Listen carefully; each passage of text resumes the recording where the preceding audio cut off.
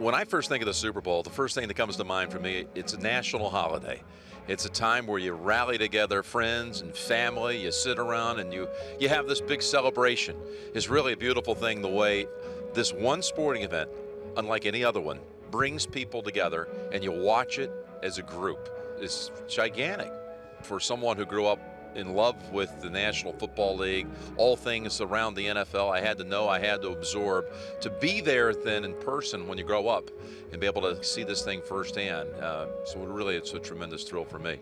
This is a big deal in our little world of television too. All of us aspire to one day get to the point where we're given the chance to be able to go to the Super Bowl and perform our craft, the thing we've specialized in, the thing we've been trained to do, the thing we grew up wanting to be able to do. So I like to just step back and pause and appreciate all the good fortune I've had that have led me, to that point in time to have been able to get a chance to broadcast the Super Bowl.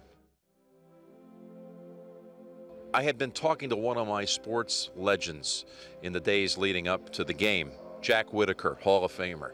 And Mr. Whitaker was part of the Super Bowl I broadcast on CBS. And he offered, just be ready from the opening kickoff. And he told me a story about the second half kickoff at Super Bowl I. There was all kinds of confusion on the field. There was a penalty called, and CBS and NBC were simulcasting the broadcast, and NBC wasn't back from commercial, and it created a little bit of a chaotic atmosphere on the air. So I kept reminding myself all day long, be ready for the opening kickoff, be ready for the opening kickoff. So we had a little on-camera segment just seconds before Adam Vinatieri put the toe to the football, and I remember turning away from Phil and looking down on the field, and just seconds later the ball is in the air.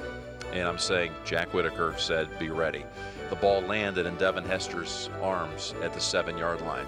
Lo and behold, he took off and ran it back 93 yards for the first opening kick return touchdown in Super Bowl history. And I was ready for it, thanks to the beautiful gesture and piece of advice from the great man, Jack Whitaker. In our world of sports television, this is something, again, that we all had a lot of lucky breaks to get to this point to be able to be asked to broadcast the big game.